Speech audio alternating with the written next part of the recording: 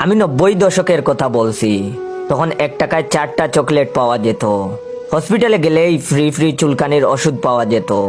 ব্রিজের ওপর থেকে জাপ দিলে ঘন্টা 2-1 পর নাকের নিচে কাদার গুফ পাওয়া যেত। কিন্তু হাজার খুঁজলেও এখনকার মতো পকেট ভর্তি ইয়াবা আর ফোন ভর্তি পণ পাওয়া যেত না। ও হা, আমরা মাছ ধরতাম।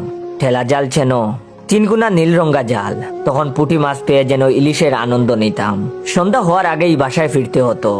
রোজ হারিকেনটা মুছে কেরোসিন তেল দিয়ে জ্বালিয়ে দেওয়ার দায়িত্বটা আমার উপর ছিল। একসাথে চাটায়ে বসে পড়তে বসতাম ভাই বোন মিলিয়ে।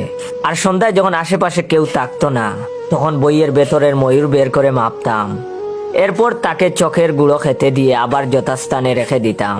আমরা ভাবতাম ময়ূর বড় হয়, যার কাছে যত ময়ূর তাকে তত সমীহ করে চলতাম, যদি সে দয়া করে একটা ময়ূরের বাচ্চা দেয়।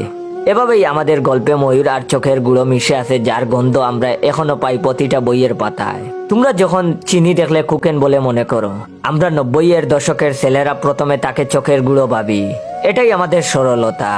রাত পেরুলেই সকাল হলেই দল বেঁধে যাইতাম মক্তবে কোরআন শিক্ষা যথাযথভাবে নিতে। দিন হলে বা দিন পেরিয়ে সন্ধ্যা হলে আমরা পলিথিন জোগাড় করতাম আগুন জ্বালানোর জন্য।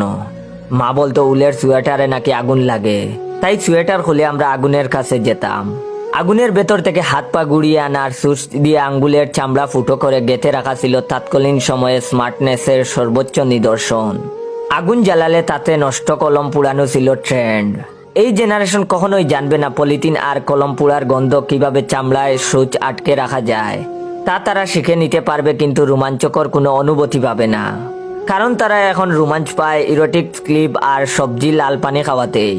আমরা দেখেছি কিভাবে কেরোসিন আনার জন্য কাঁচের স্প্রাইটের বোতলের মাথায় দড়ি বাঁধা হতো। আস্তে আস্তে কিভাবে দড়ি কালো হয়ে যেত আর বোতলের গায়ে ময়লার আবরণ পড়তো। ডাঙ্গুলি খেলা তো এখনকার জেনারেশন চিনে কিনা সন্দেহ আছে। কত যে রোমাঞ্চকর ছিল পরিবেশটা। জায়গায় জায়গায় মার্বেল খেলা, সিগারেটের প্যাকেট এর নকল টাকা দিয়ে কত রকম যে খেলা ছিল। 2000 সাল কখনোই জানবে না স্টোভ নেবানোর পর কেরোসিনের পুড়ে কেমন সুঘ্রাণ বের হয়। সন্ধ্যাবেলায় প্রতিটা বাড়ি থেকে কিভাবে একে একে 1, 2, 1, 2 পড়ার আওয়াজ ব্যাঙ্গের গেঙ্গর গেঙ্গর খেয়ে হার মানায়। এরা কখনোই দাঁড়পাত বই চিনবে না। এরা জানে ইউটিউবের টিউটোরিয়াল, সারাদিনের স্কুলে পড়ে থাকা মোজার গন্ধ আর বিদেশি রাইটারের বই।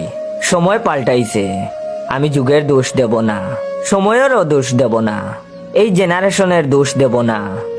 দোষ দেব আমাদের, দোষ দেব এই 90-এর দশককে। কেন তারা এত সুন্দর ছিল যে পরবর্তী দিনগুলোকে তাদের দ্বারে কাছেও আসতে দিল না। সেই দিনগুলো ফেসবুক ইউটিউবে বন্ধই ছিল না। তাই আমাদের শৈশব কেটেছে মাঠে ঘাটে, হাওড় বাওড়ে, আগুন পানিতে, জলা জঙ্গলে। তোমরা তোমাদের গেম অফ থ্রোনস ইউটিউব আর ফেসবুক দিয়ে আমাদের মেগাইবার, আলিফ লায়লা আর নতুন কুড়িকে চাপা দিতে পারবা না কখনো। কি মনে হয়, পারবা?